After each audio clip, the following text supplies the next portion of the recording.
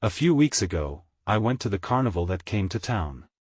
I'm 32 now, and I'm a freelance photographer. I thought it would be a good spot for unique photos. The bright tents looked beautiful against the dark warehouses nearby. I felt excited as I walked in, my camera ready. Little did I know, the experiences I had would stick with me for a long time. I started my night by setting up my camera near the Ferris wheel. The old wheel was still charming. I waited for the perfect shot. Then, I noticed something out of the corner of my eye. A carousel horse began spinning, but there was no one on it. I thought it was just a glitch in the old machinery, but chills ran down my spine. I felt alone, and the carnival laughter seemed far away, like I wasn't a part of it. A few hours later, I walked closer to the funhouse. I heard laughter echoing from inside. I looked, but no one was home. My stomach twisted in knots. The lights flickered, and shadows moved just out of my vision. I felt uneasy, but I tried to shake it off. I took another photo of the Ferris wheel. Maybe I could stay grounded. The following evening, I returned again. It felt different. The air was heavy. I wandered past the games and food stands. That's when I saw a clown in a bright costume standing under a flickering light. I didn't know how to react. The clown stared right at me and waved me over. My heart raced, and I suddenly felt cold. I blinked, and the clown vanished. I tried to take a picture, but the space was empty. My hands shook as I realized it felt wrong. The next night, I thought maybe it was just my tired mind playing tricks. I wanted to prove to myself that nothing was strange. But I was wrong. I swear the shadows shifted like they had a life of their own. I heard laughter again, but it wasn't fun, it was sinister. Dread crept back into me.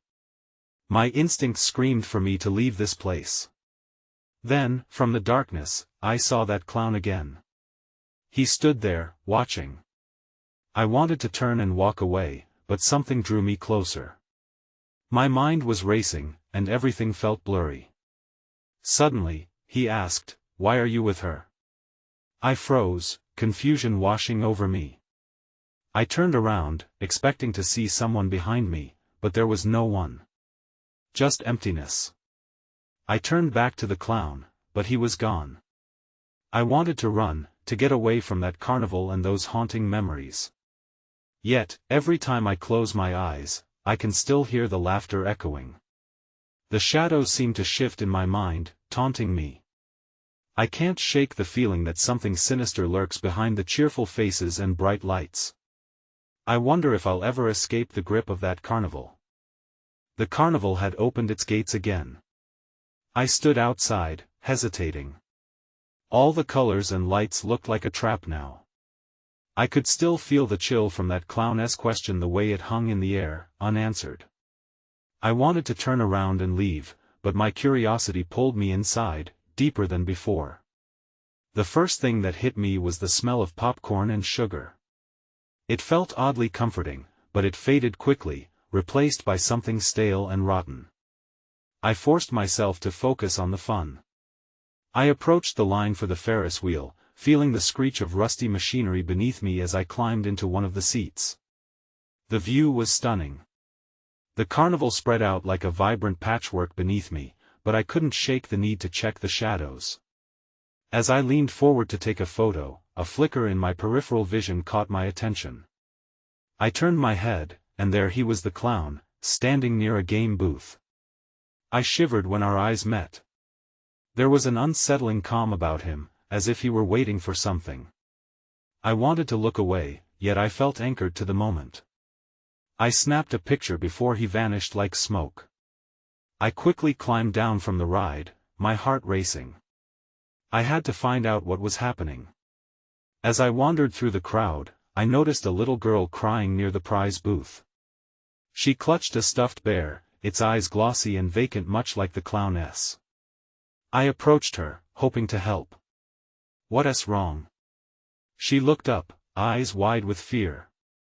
"I lost my mom," she replied, her voice trembling. "But she told me to wait here." I felt a wave of empathy for her, but something in my gut twisted. I glanced at the prize booth. It was filled with knickknacks and faded toys. I realized none of them felt right. I tried to reassure the girl, but the air thickened with dread. I scanned the crowd. "I'll help you find her," I promised, but worry settled in my chest. As I led her away, I felt that chilling sensation again. It was like being watched. Then, out of nowhere, I heard the laughter, the same haunting laughter that had followed me before. It echoed from the funhouse, pulling me toward it like a magnet. I hesitated, fear gripping me. "Wait here," I told the girl. I shouldn't have left her alone, but something compelled me to investigate. The funhouse loomed before me, its warped mirrors reflecting distorted images of myself. I stepped inside, and the laughter grew louder. I felt forced to move deeper into the maze. Then I saw them, faces, shadowy and grotesque, staring back at me. But one stood out. A twisted figure, partially hidden in darkness, wore a familiar grin. Suddenly, everything went cold. The laughter stopped. I felt like I couldn't breathe. The figure stepped closer, and I heard that familiar voice. "It's time to play," it said, and I realized it was the clown. I wanted to scream, but my mouth wouldn't open. That's when it happened. The mirrors shattered around me as a blinding light burst forth. I stumbled back, hands shielding my eyes, and when I opened them again, I was back at the entrance of the carnival. The little girl was gone, and I was standing alone, the laughter still echoing behind me like a grim melody. I had to leave. I turned, but before I could walk away, I heard a whisper float on the breeze. "You're not done yet." Panic surged through me. I had to find answers. Something dark was waiting, and it was just the beginning. I stepped away from the entrance, my heart racing. The white-knuckled grip of fear tightened around me. I had to act quickly. I had to find that girl. I turned back toward the pulsating lights of the carnival, dreading what I might discover. As I walked deeper into the chaos, I scanned the faces around me. Parents with children, groups of friends laughing, strangers lost in the thrills. They all seemed normal, but I felt the dissonance. The laughter still echoed in my head, and the air felt charged, as if something unseen lurked just beyond our perception. "Hey!" a voice called out from the side. I turned to see an older man holding a large, colorful balloon. He had a wide smile, but it didn't reach his eyes. "Want a balloon for your friend?" he asked, gesturing toward the empty space where the little girl had been. My stomach twisted. "No, thank you," I said, backing away from him. I didn't want anything from this carnival, least of all a balloon from a stranger. But the man just laughed, a sound that seemed too loud against the backdrop of cheerful chaos. "You sure? Everyone loves balloons," he insisted, stepping closer, his gaze intensifying. I hurried past him, weaving through the crowd, ignoring the prickling sensation on my skin. The laughter grew louder, almost mocking, as I approached the funhouse again. I hesitated at the entrance, my mind racing. Maybe the girl had wandered back inside. The moment I crossed the threshold, I felt a rush of cold air wash over me. The mirrors loomed, casting distorted reflections, but something was different this time. One mirror pulsed with a dark energy, reflecting not just my unease but a glimmer of something more sinister.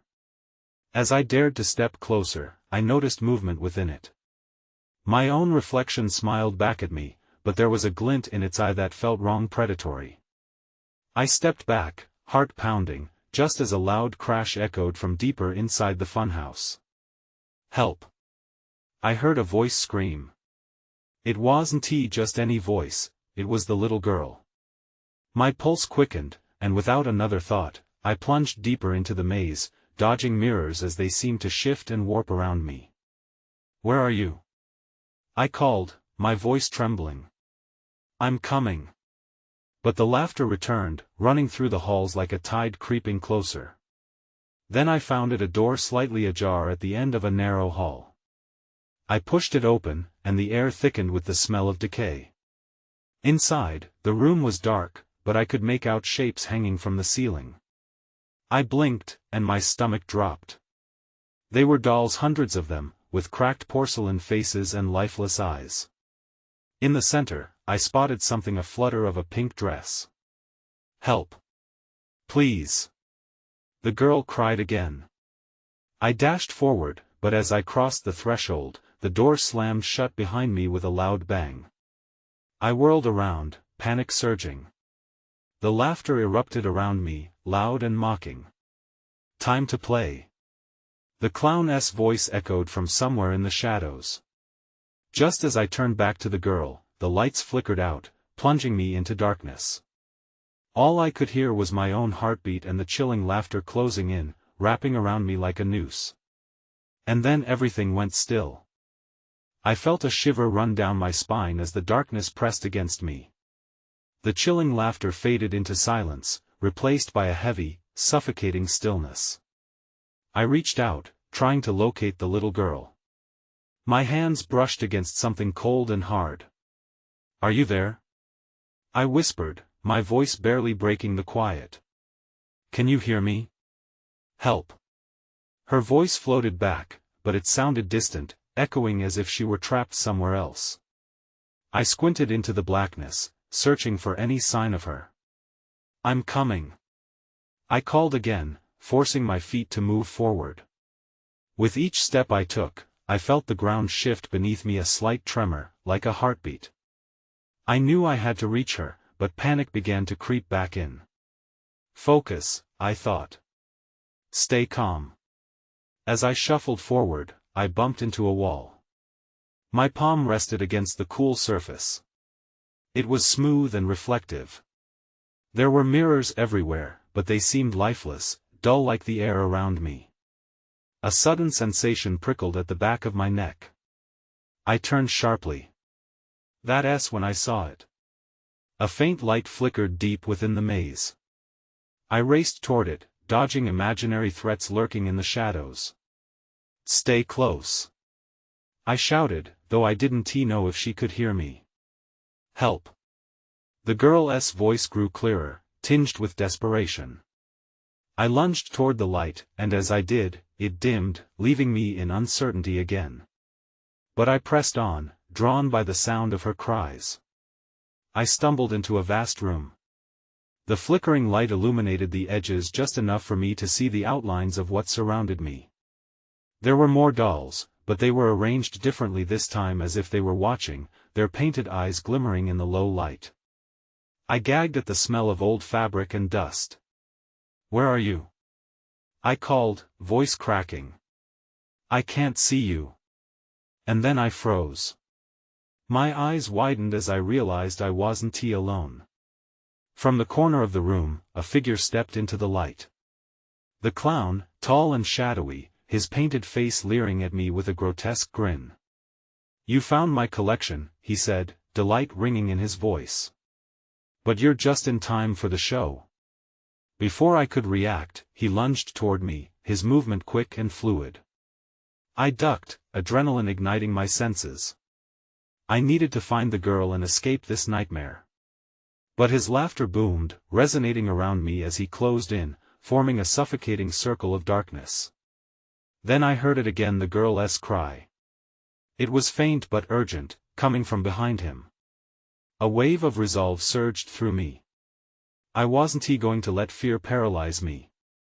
I turned and ran, leaping between the dolls that now seemed more alive than ever, desperate to reach the sound. With every step, the clown's laughter grew fainter, swallowed by my focus on finding her.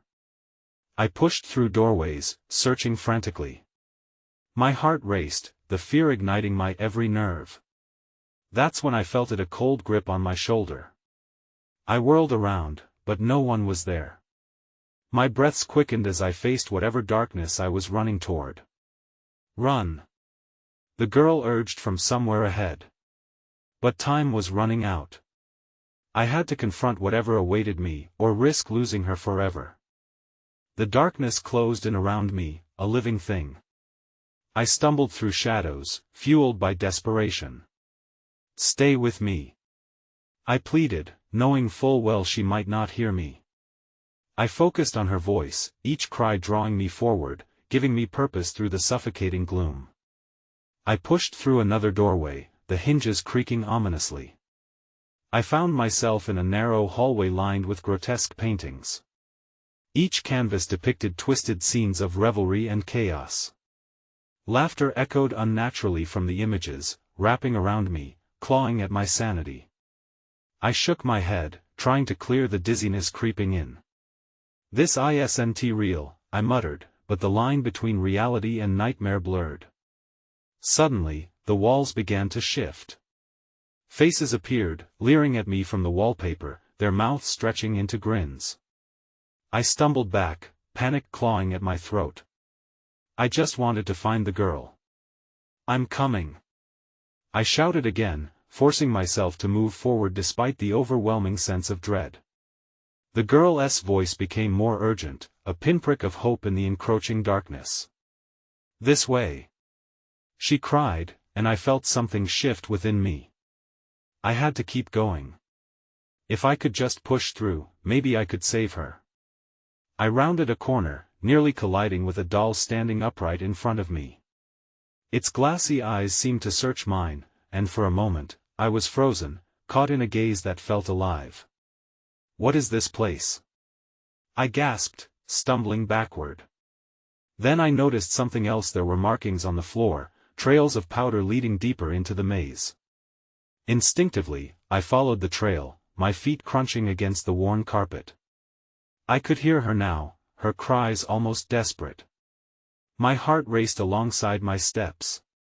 The clown's laughter echoed behind me, but I had no time to look back. As I followed the trail, I entered another room, this one oddly lit by flickering bulbs hanging from the ceiling. The sight sent chills down my spine. Lifeless, hanging strings of color dangled like puppet strings. Each bulb fought against the darkness, struggling to stay lit. "Hello?" I called out, scanning for the girl. "Where are you?" "Here." The voice was faint, buried beneath layers of fear.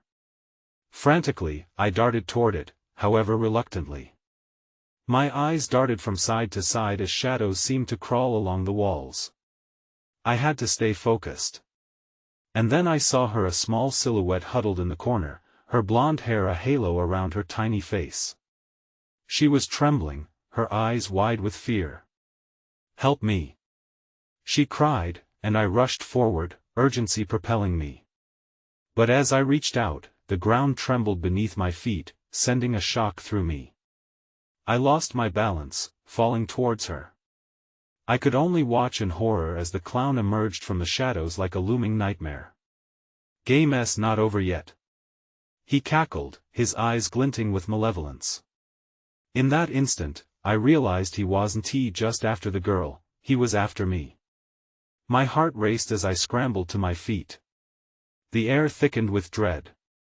I had to act now. I couldn't let him take her. But even as I rushed toward her, a shadow surged from behind, surrounding me, darkness twisting and contorting in ways that felt impossible. I had seconds to choose. Step into the darkness or embrace the unknown in front of me.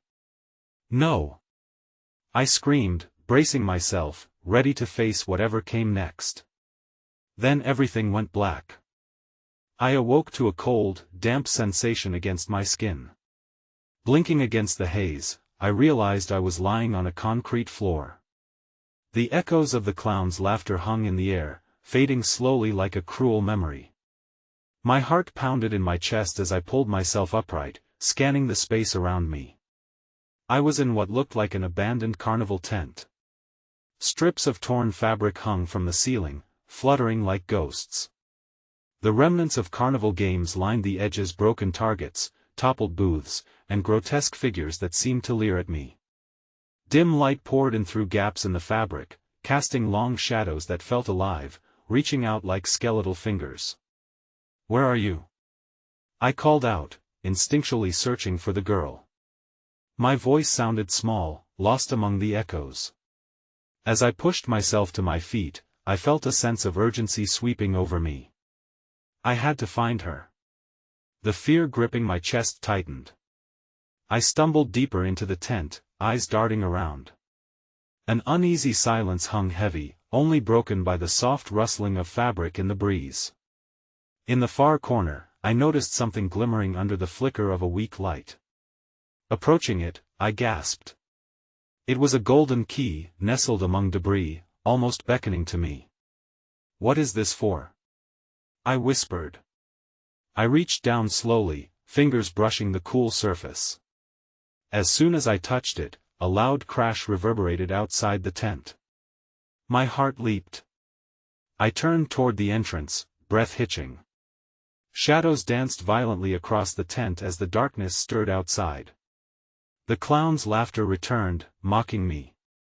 "You found a treasure," he jeered. "But can you escape?" Panic surged through me. I couldn't let him have control over this. I sprinted toward the entrance, clutching the key tightly. The fabric tore as I pushed through. Outside, I was met with a twisted carnival landscape. Ferris wheels and merry-go-rounds stood frozen and decaying under a shroud of mist. The stench of rust and rot filled my lungs. "Over here." I heard the girl's voice again, clearer this time. It was coming from the carousel, a massive structure engulfed in shadows. I dashed toward it, the key clutched tightly in my fist, hoping it would somehow lead me to her. As I got closer, the laughter grew louder, the shadows around me thickening. The delicate strains of carnival music turned to a grating discord, and I could see twisted shapes forming in the fog. Figures lurked just out of sight. I was almost at the carousel when the ground shook beneath me. "No!" I yelled, feeling the tremors of the clowness approach. I spotted her, crouched on one of the horses, eyes wide with terror. "Stay there!" I shouted, sprinting without thinking. The music screeched to a halt. Everything fell silent as I reached for her. "I'm here!" I gasped, just as the shadows lunged at me from all sides, pulling me back, whispering my deepest fears. And just as I felt myself slipping, I remembered the key. "Let her go!" I screamed, thrusting the key forward as if it could tear the darkness apart. And then everything went dim again. I could feel the space around me shifting and warping. It was as if the world was holding its breath. One thought echoed in my mind: would this be the end, or could I still save her? I blinked hard as reality snapped back into focus. I was no longer on the carousel ground but instead in a brightly lit room that felt like the inside of a funhouse. Mirrors lined the walls, and my reflection bounced back in a dizzying array of twists and turns. I stumbled, disoriented, almost falling into an endless series of me. "Where am I?" I whispered. Panic returned, raising the hair on my neck. I was separated from the girl again. The sound of faint giggles echoed from somewhere in the depths of these distorted walls. "Help!" I called out, forced to swallow my rising dread. "Are you here?" For a brief moment, the giggles stopped, and I held my breath, hoping she'd respond. Instead, the silence pressed against me like a weight. Then I noticed something strange in the reflection directly ahead. It was another figure, a shadowy silhouette at the edge of my sight, flickering in and out like a faulty light bulb. "No," I mumbled, stepping back. I turned to leave, but the room twisted, elongating the distance to the exit. Suddenly, I felt a presence behind me. I whirled around, heart racing. A distorted version of the girl stood there, her face contorted in nightmare. "Why didn't you save me?" she cried, her voice echoing in the funhouse like a haunting refrain. "No!" I shouted, closing my eyes, my chest tightening. "I'm trying." When I opened them, her image had morphed back into an endless reflection. The laughter resumed, but it was different this time, higher pitched, malicious. I stumbled through the maze, desperate to find a way out. Each mirror mocked me with my own fear-stricken face. Then, I came upon a door marked with a symbol that looked eerily like the key I'd found. My fingers brushed against the cool metal of the doorknob, aching to turn it, but a loud banging echoed from behind. The darkness outside swirled closer, as if the shadows had taken physical form. There was something out there, something far worse than my fears waiting for me beyond the door. What if I opened it and let it in? A moment of clarity hit me. I realized I wasn't just looking for the girl, I was running from the clown. Fear surged within me, and I felt like I was suffocating. Instinct forced my hand away from the knob. I won't let you win.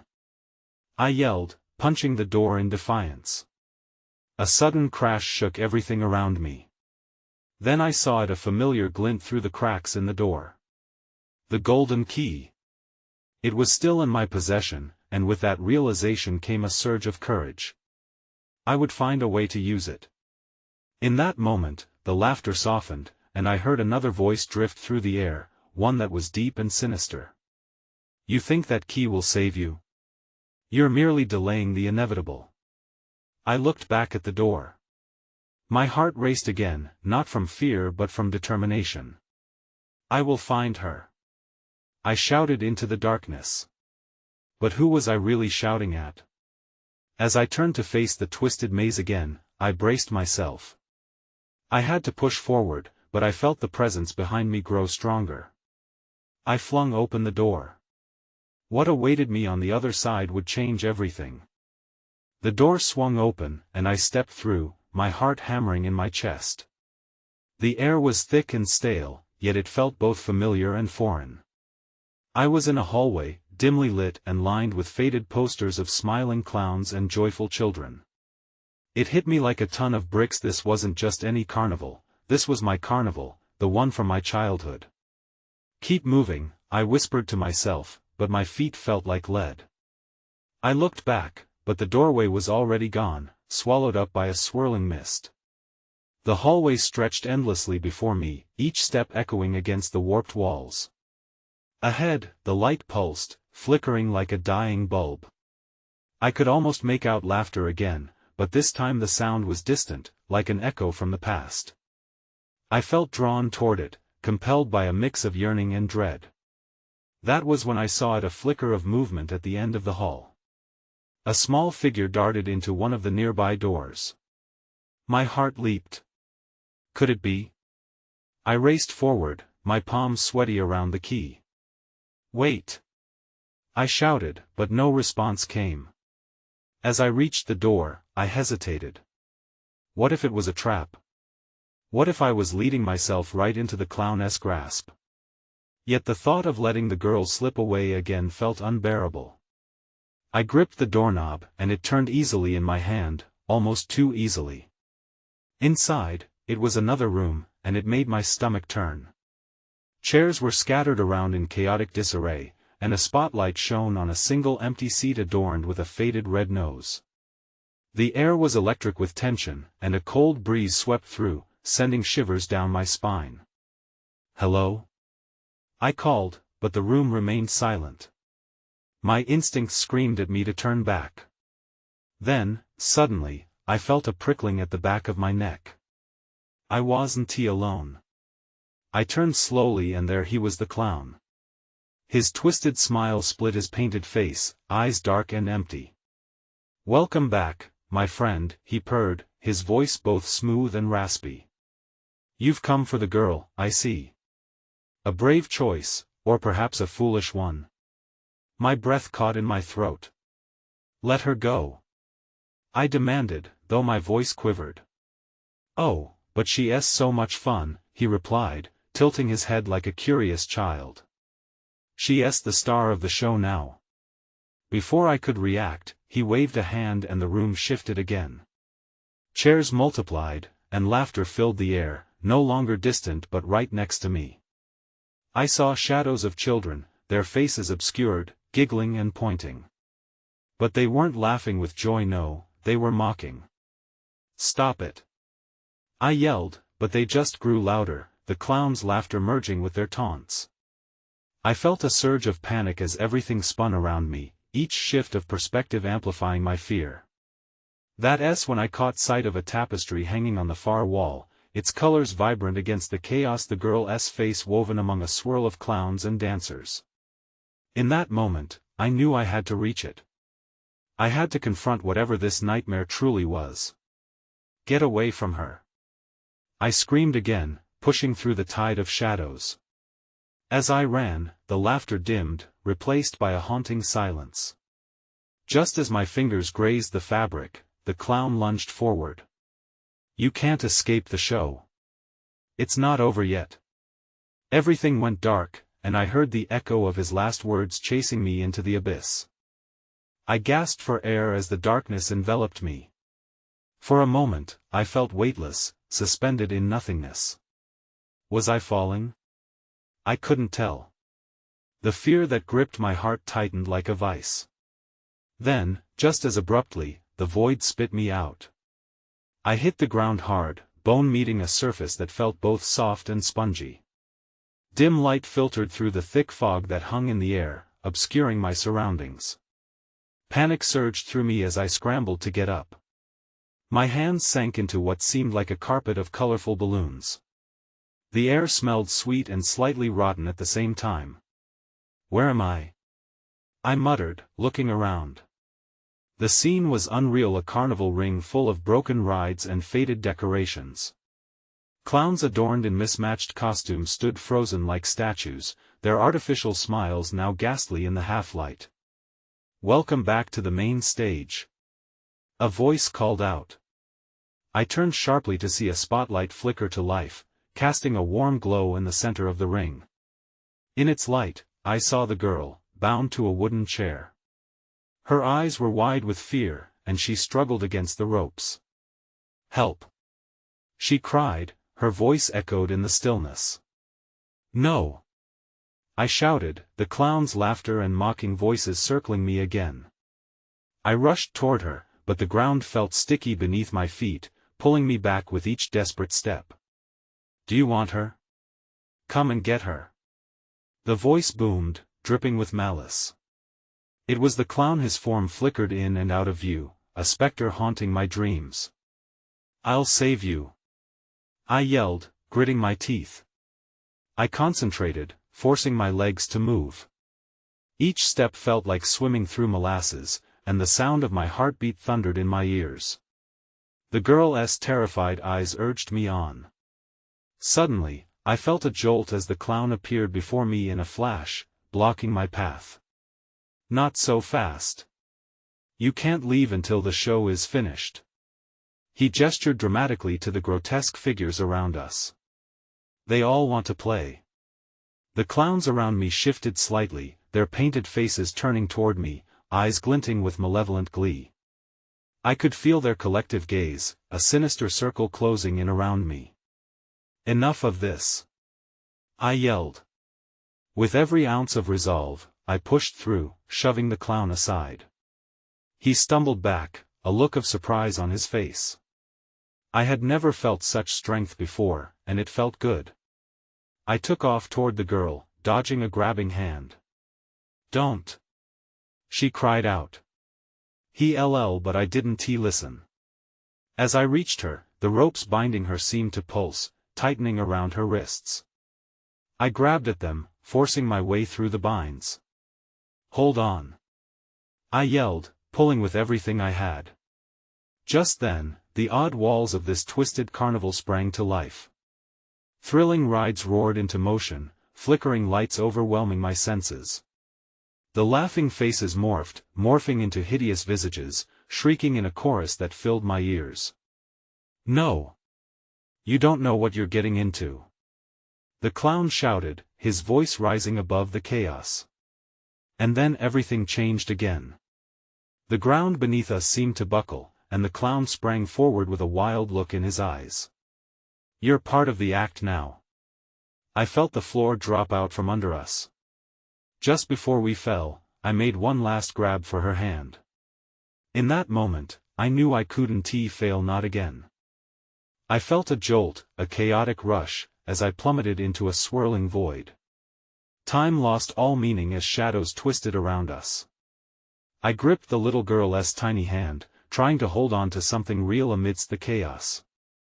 The sinking feeling in my stomach urged me to fight, to reach for the solid ground that had disappeared beneath our feet. Then it happened. The world flickered, and we landed with a thud on a hard surface.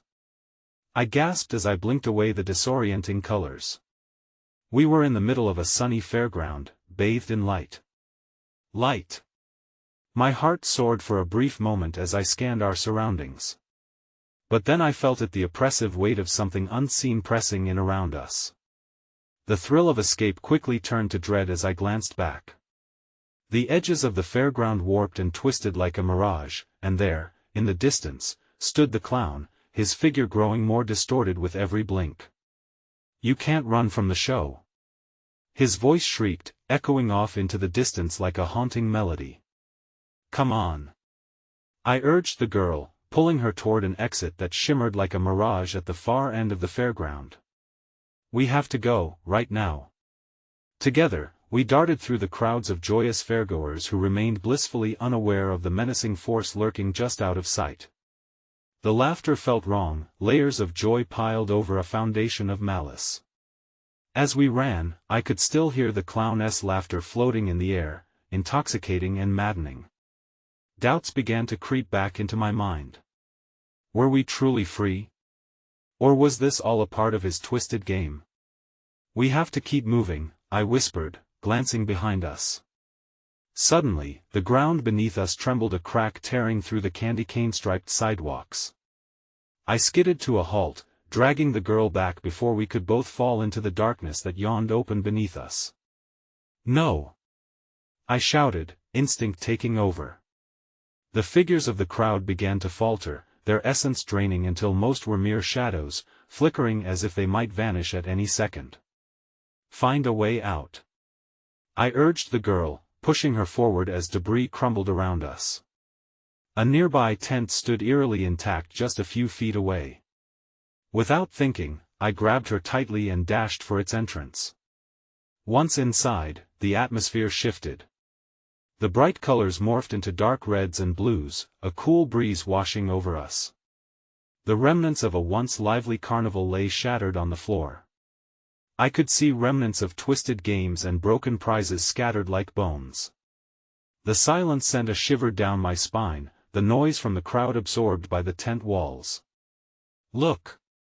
the girl gasped, pointing toward a crumbling sign above us that read, "Exit." I nodded, my heart racing as I hurried us toward it. But as we neared, the laughter erupted again, louder, closer. "No!" I cried, memories of our earlier encounters flashing through my mind. Hadn't I gotten enough of their chaos? The shadows writhed on the ground, and the clown's silhouette danced just beyond the tent's entrance. "We can't give up." Just before we reached the exit, the clown bolted through the entrance, blocking our path with an ominous smile.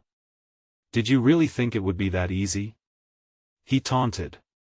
The shadows behind him surged forward, coiling around us, and I felt fear grip me anew.